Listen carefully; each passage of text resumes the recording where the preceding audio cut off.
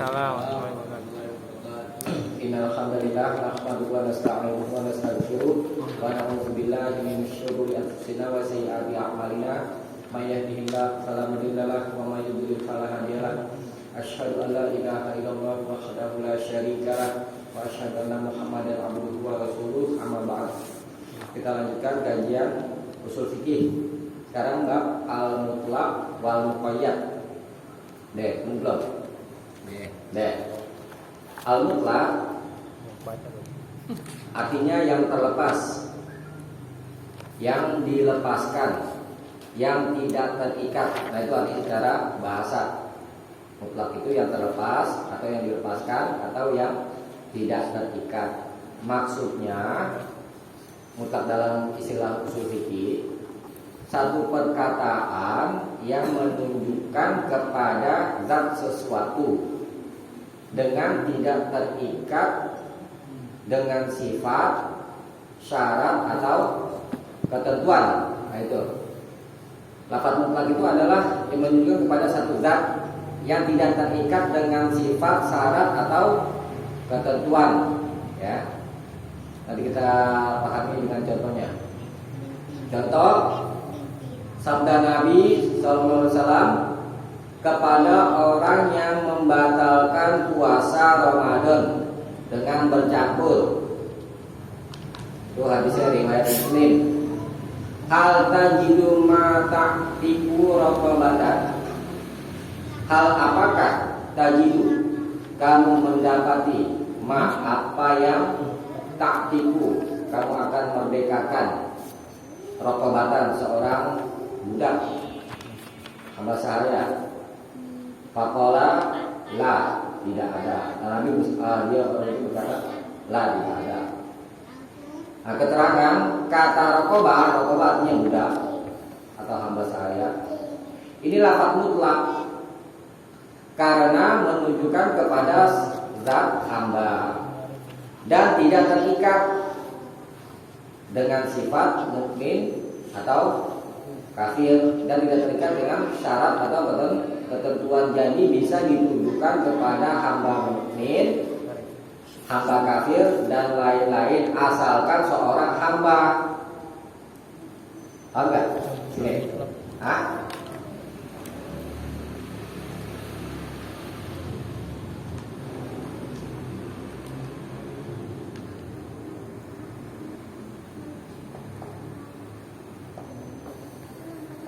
Al-tajidu ma ta'tiku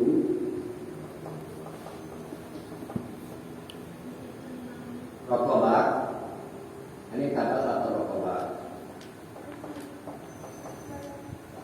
Raqabah artinya kan tadi budak. Oke. Ini menunjukkan pada satu zat. Zatnya yaitu seorang hamba. Raqabah ini tidak diikat, tidak ada ikatannya. Raqabah yang mana yang dimaksud? Apakah yang mukmin atau yang kafir misalnya? Tidak ada ketentuannya. Cuma disebut raqabah doang.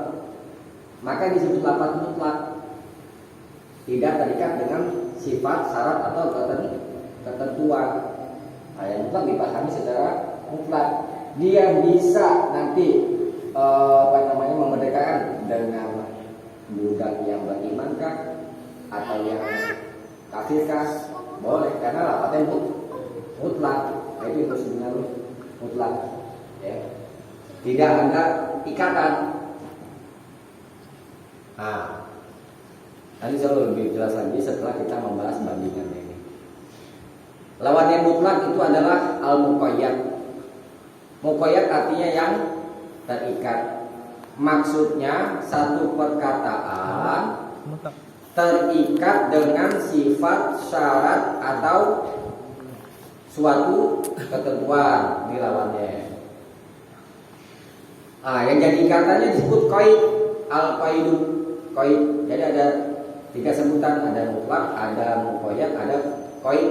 Qaid itu artinya ikatan. Maksudnya sifat, syarat atau sesuatu ketentuan bagi mutlak. Contoh sabda Nabi kepada orang yang membatalkan puasa Ramadan dengan bercampur. Fahal tastati'u antasuma syahraini mutatabi'aini. Fahal, maka apakah tastati'u, kamu mampu antasuma, berpuasa syahraini, 2 bulan, mutatabi'aini, berturut-turut. Keterangan kata-kata syahraini muqayyad disebut terikat dengan kata mutatabi'aini. Kata mutatabi'aini ini disebut qaid. Qaidnya kita maju Bapak tulis sini. Ini tadi mutlak ya.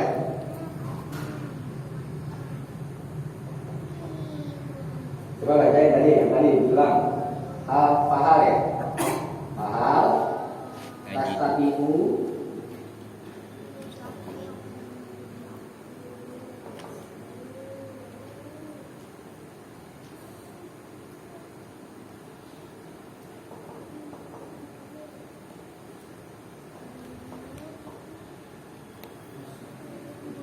misalnya apa ya, fahal tastati'u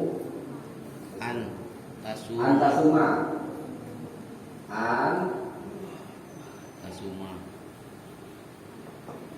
tasuma syahraini. Nah, coba deh kita sampai sini dulu deh ya. Maka apakah kamu salah?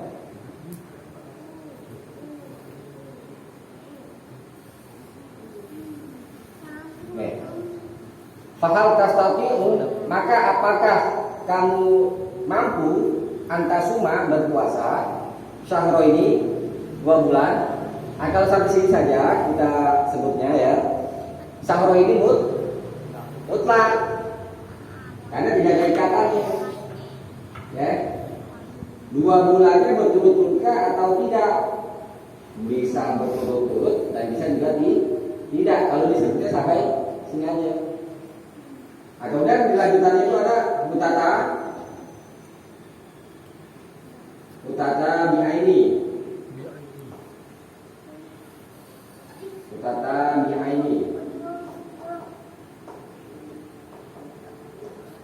Nah, mutatabi'aini dengan berturut artinya. Karena lafaz syahraini diikat dengan sifat mutatabi'aini, berturut-turut, maka ini sudah tidak disebut lagi mutlak, tapi disebut muqayyad karena ada ikatannya. Kalau tadi sampai syahraini aja tidak ada ikatan misalkan, itu disebut mutlak. Setelah ada ikatan tidak disebut mutlak lagi, tapi disebut muqayyad yang diikat. Muqayyad artinya yang diikat dengan apa? Ya ini dengan qaidnya. Diikat dengan ikatan yaitu mutatabi'aini.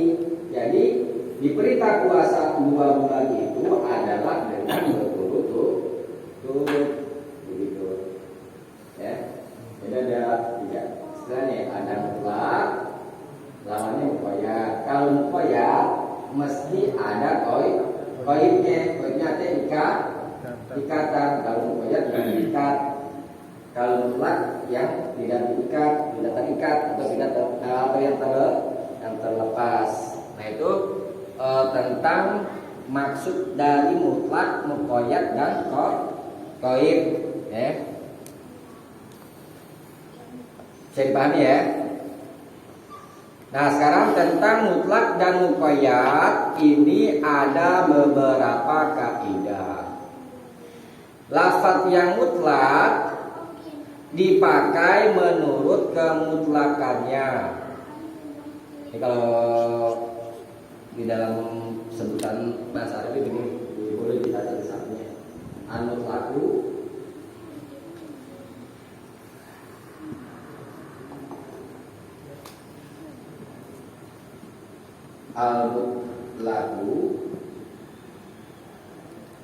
ya bapak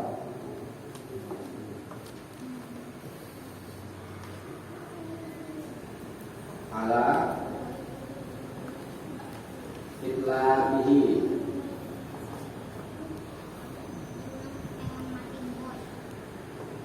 Al-mutlaq ya baqa ala itlaqihi, yang mutlak itu ya baqa tetap ala atas itlaqihi, kemutlakannya. Ya. Lafaz yang mutlak dipakai menurut kemutlakannya. Jadi kalau ada lafaz mutlak, maka mesti kita pahami secara mutlak. Gitu.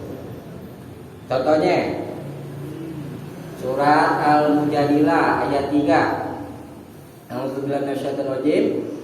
Walladzina yuzahiruna min nisaihim, walladzina, dan orang-orang yang yuzahiruna, menzihar min nisaihim, dari perempuan-perempuan mereka, maksudnya istri-istri mereka. Menzihar itu mengucapkan kepada istri, itu samping ada keterangan itu, mengucapkan kepada istri sendiri. Apa itu? Ini ucapannya, engkau seperti ibuku. Seorang suami mengucap kepada istri, engkau seperti ibuku. Ungkapan ini maksudnya mengharamkan bercampur, gitu. Jadi kalau ada orang suami mengucapkan seperti ungkapan ini, yang dia mengharamkan dirinya untuk mencampuri istrinya, itu namanya menzihar. Ya, paham ya? Menzihar. Nah, summa ya'uduna lima qalu, kemudian mereka mengulang apa yang mereka katakan. Fatahriru raqabatin min qabli ayyatamassa. Fatahriru, maka merdekakanlah raqabah, orang budak, min qabli ayyatamassa, sebelum keduanya bercampur. Itu. Jadi mesti merdekakan budak dulu, baru boleh bercampur setelah menzihar, ya. Itu hukumannya. Nah, yang kita bahas itu lafaz raqabah. Lafaz raqabah ini disebutkan secara mutlak, tidak diikat. Misalkan raqabatin mu'minatin, nggak ada sifatnya. Raqabah yang mana? Gitu. Maka dia disebut lafaz yang mutlak, tidak ada ikatannya. Nah, yang mutlak mesti dipahami secara mutlak. Ya, kamu boleh merdekakan hamba yang kafir kah atau hamba yang mukmin kah? Karena lafaznya mutlak, gitu. Nah, itu keterangan. Kata raqabah mutlak bisa ditujukan kepada hamba mukmin atau hamba kafir atau lainnya, asalkan seorang hamba. Jadi kafarah kafal zihar itu sembarang hamba, boleh hamba yang mukmin, boleh hamba yang kafir, karena lafaznya mutlak. Al mutlaku ya baqa ala itlaqihi, lafaz yang mutlak itu dipakai menurut kemutlakannya. Kemudian yang kedua, lafaz yang muqayyad, ya. Lafaz yang muqayyad dipakai menurut muqayyadannya. Contoh, waman qatala mu'minan, dan man, siapa saja yang qatala, telah membunuh, mukminan, seorang mukmin, khata'an, karena keliru, fatahriru raqabatin mukminatin. Fatahrir, maka merdekakanlah raqabah, budak. Nah, ini ada sifatnya budak ini di sini, budak yang mukminatin, budak yang beriman. Jadi raqabah di contoh surat An-Nisa ayat 92 ini muqayyad karena ada qaidnya, yaitu mukminatin. Jadi memerdekakan hamba bagi orang yang membunuh seorang mukmin dengan sengaja, yaitu kafarahnya memerdekakan budak seorang mukmin. Ya, qaidnya yang mana qaidnya nih? Mukminatin. Raqabah di sini disebut mutlak atau muqayyad? Muqayyad karena ada ikatannya. Gitu. Paham ya? Sekarang keterangan kata raqabah muqayyad, terikat dengan kata mukminatin. Jadi kafarah pembunuhan itu hamba yang mukmin. Ya. Yang ketiga, kalau ada dua dalil, yang satu mutlak, dan yang satu lagi muqayyad, maka yang dipakai ialah yang muqayyad. Dan yang mutlak diartikan secara muqayyad. Contoh sabda Nabi tentang kafaroh puasa. Nih, dalil yang mutlaknya sum syahraini, sum berpuasalah syahraini 2 bulan. Nah ini mutlak. Masih kita pahami secara mutlak, ya, mau berturut-turut kek, mau enggak kek, karena arti mutlak. Yang kedua dalilnya wa fi riwayatin, dan di satu riwayat sum syahraini mutatabi'aini. Sum berpuasalah syahraini 2 bulan mutatabi'aini, berturut dengan berturut-turut, muttafaqun alaih, Bukhari dan Muslim. Keterangan syahraini di hadis yang pertama sifatnya mutlak. Syahraini di hadis yang kedua muqayyad. Maka yang dipakai ialah hadis yang kedua, dan hadis pertama harus diartikan secara muqayyad. Paham nih? Lagi sini ya. Sum syahraini. Ini satu dari pertama nih ya. Sum berpuasalah syahraini 2 bulan, ya. Nah, ini mutlak, bisa berturut-turut, bisa terpisah, ya. Kemudian hadis yang kedua, sum syahraini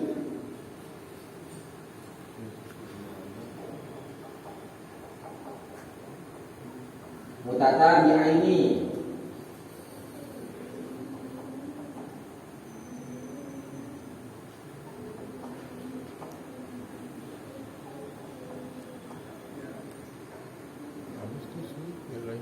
Nah, sampai ini dia hadis yang kedua, ini mutlak apa yang muqayyad? Muqayyad. Kenapa disebut muqayyad? Karena ada qaidnya. Qaidnya mana? Mutatabi'aini. Ini qaidnya. Ya.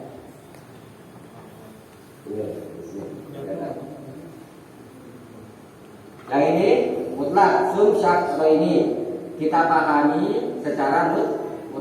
Al mutlaku ya baqa ala itlaqihi, ya kan? Kemudian kita dapat lagi dari lain, sum syahraini mutatabi'aini, berpuasalah 2 bulan berturut-turut. Yang muqayyad dipahami secara muqayyad, ya, secara kaitnya itu, kemuqayyadannya.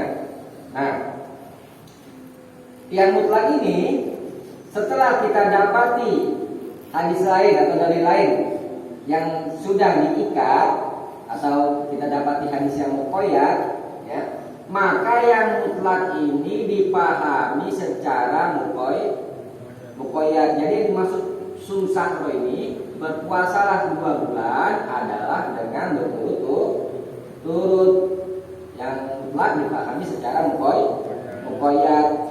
Nah, dengan catatan kalau sebab dan hukumnya sama. Tuh, ya. Di sini disuruh puasa, hukum ini hukum, ya. Ini hukumnya sama, ya. Sama-sama disuruh puasa. Sebabnya apa ya? Ada nggak? Hah? Sebabnya? Campur. Hah? Bercampur. Sama sebabnya. Hukum dan sebabnya sama.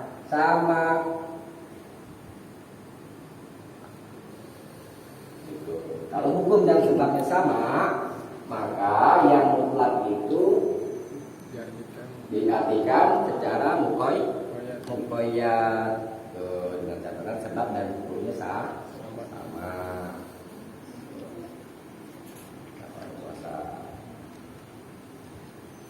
Bisa dipahami ya? 4. tidak boleh berpegang kepada kemutlakan lafaz sebelum mencari qaidnya. Jadi kalau kita temukan lafaz yang mutlak, kita cari qaidnya ada gak gitu. Kalau nggak ada, ya kita pahami secara mutlak. Contoh seperti nomor 3 tuh, sum sahro ini. Kalau misalkan kita tidak mendapati dalil, cuma sum sahro ini, ya maka kita pahami secara mutlak. Tapi sebelum kita berpegang kepada lafaz yang mutlak ini, kita mesti cari qaidnya gitu. Jadi kalau nggak ada, maka ya 2 bulan boleh berturut-turut dan boleh tidak berturut-turut. Jangan contoh tuh puasa Syawal, kemari kan? Puasa Syawal, ada nggak qaidnya berturut-turut atau tidak? Nggak ada, maka boleh berturut-turut dan boleh tidak, asalkan di bulan Syawal. 5. Yang tidak boleh dijadikan qaid: 1. Semata-mata pikiran. 2. Semata-mata perasaan. 3. Semata-mata paham. 4. Semata-mata adat, hukum adat. 5. Semata-mata perjalanan atau omongan seorang sahabat yang bisa dijadikan dalil adalah Al-Quran dan hadis. Mutlak dan muqayyad. Sampai sini ada pertanyaan?